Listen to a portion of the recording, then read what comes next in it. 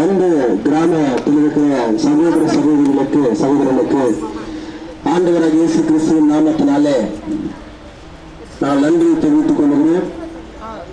சென்னையில் வந்து ஒரு கூட்டாக இந்த கிராமத்தில் அநேகருக்கு ஜெபிக்கும்படியா, அநேகருக்கு சுவிசேஷத்தை பிரசவிக்கும்படியாய் நாங்கள் ஒரு மனதோடு உங்களுடைய கிராமத்துக்கு வந்திருக்கிறோம்.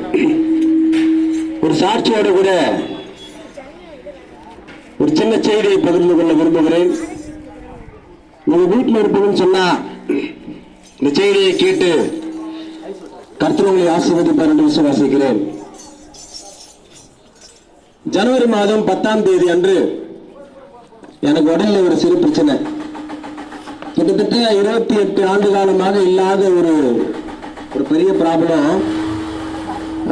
ஜனவரி மாதம் போன கிராமத்தில் எனக்கு வந்துச்சு அந்த பிரச்சனை. எல்லாருக்கும் இங்கே இருக்கிற எல்லாருமே சாட்சி. அதுக்கு ரொம்ப மூச்சு விட முடியாத ஒரு நிலையில கிராம வச்சு முடிச்சுட்டு போகும்போது நாட்டில் கூட்டிட்டு போனாங்க.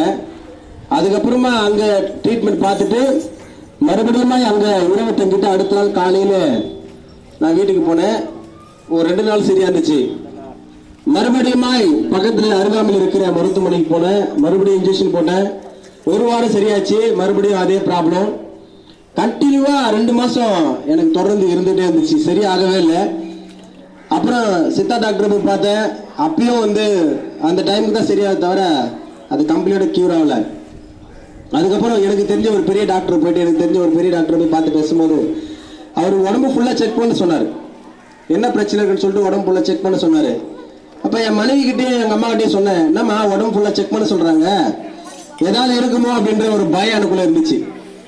கொஞ்சம் பயம் சொல்ல முடியாது, நிறைய பயம். சும்மா ஹாஸ்பிட்டலுக்கு போனாவே ஒரு சுகர் டெஸ்ட் எடுக்கணும்னு சொன்னாவே வருஷம் இடத்துல மாத்திரை குத்துற காலம். இப்போ உடம்பு ஃபுல்லா செக் பண்ணணும்னு சொல்லும் போது எனக்குள்ள ஒரு பயம் வந்துச்சு. ஏதாவது லிவர்ல எதனா ப்ராப்ளம் இருக்குமா, இல்ல தலையில ஏதாவது ப்ராப்ளம் இருக்குமா, நமக்கு தொடர்ந்து இந்த மாதிரி பிரச்சனை இருந்துட்டே இருக்குது, ஹாஸ்பிட்டலுக்கு போலாமா வேணாவா அப்படின்ற 2 கணிப்புல நான் இருந்தேன்.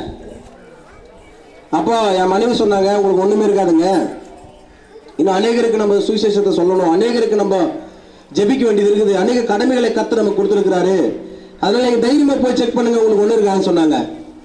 நான் அதே மாதிரி என்ன பண்ணேன், இருக்கிற மாத்திரைகள்லாம் எடுத்துக்கிட்டு ஏற்கனவே எடுத்த ரிப்போர்ட்லாம் எடுத்துக்கிட்டு நான் தெரிஞ்ச அந்த பெரிய டாக்டர் பார்க்கலான்னு போனேன்.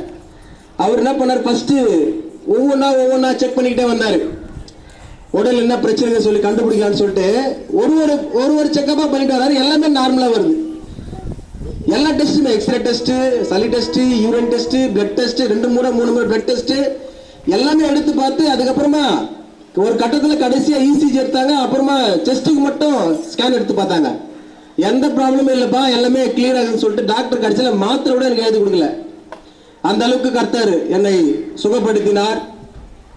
போன மாசம் 10 நிமிஷம் மைக்கு பிடிச்சவங்கள பேச முடியாது, பேசினா இரும்புல வரும். அதே மாதிரி சர்ச்சில் மெசேஜ் கொடுக்கணும் அப்படின்னு சொன்னா ஒரு 10 நிமிஷம் என்னால பேச முடியாது, கண்டிப்பா இரும்புல வந்துட்டே இருக்கும். ஆனாலும் பாருங்க, இன்னைக்கு இவ்வளவு நேரம் பேசுற எனக்கு இரும்புல இல்லை. ஆமேன்னு சொல்லுங்களேன். கர்த்தர் பரிபூர்ண சுகத்தை கொடுத்து இருக்கிறார். மருத்துவரால முடியாதது நாங்கள் ஆராதிக்கிற இயேசுவால முடியும்.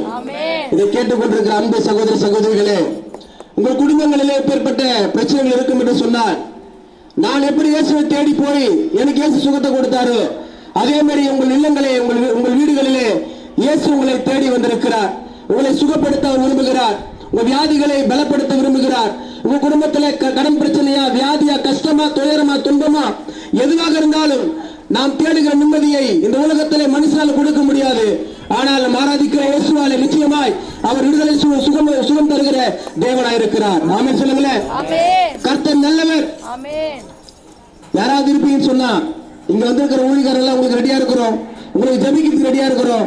இவ்வளவு வெயில் எதுக்கு வந்திருக்கிறோம்னா எல்லாம் வேலையெல்லாம் விட்டுட்டு சும்மா ஏதோ ஒரு கிராமத்துக்கு வரணும். நாங்க வரல, இந்த கிராமத்தை நாங்க ரொம்ப நேசிக்கிறோம்.